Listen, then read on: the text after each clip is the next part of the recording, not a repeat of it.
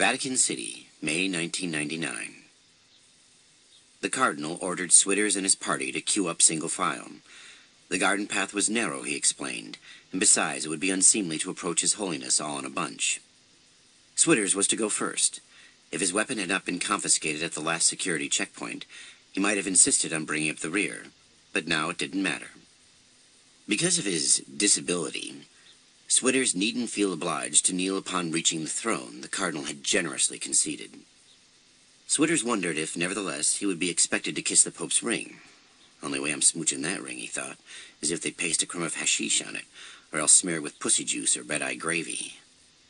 As he thought that, he was remembering an actress he used to know, who, in order to entice a tiny trained terrier to follow her around during a movie scene, had to have scraps of raw calf's liver stapled to the soles of her high-heeled shoes.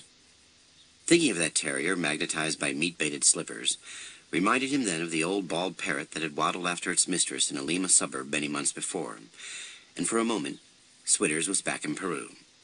That's the way the mind works. That's the way the mind works. The human brain is genetically disposed toward organization, yet if not tightly controlled, will link one imagerial fragment to another on the flimsiest of pretense and in the most freewheeling manner, as if it takes a kind of organic pleasure in creative association, without regard for logic or chronological sequence. Now it appears that this prose account has unintentionally begun in partial mimicry of the mind. 4 scenes have occurred at 4 different locations at 4 separate times, some set apart by months or years.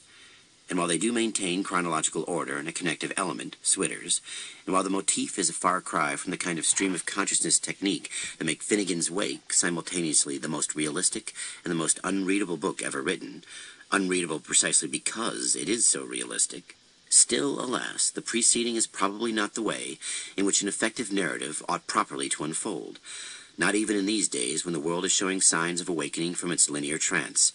Its dangerously restrictive sense of itself as a historical vehicle, chugging down a one-way street toward some preordained apocalyptic goal.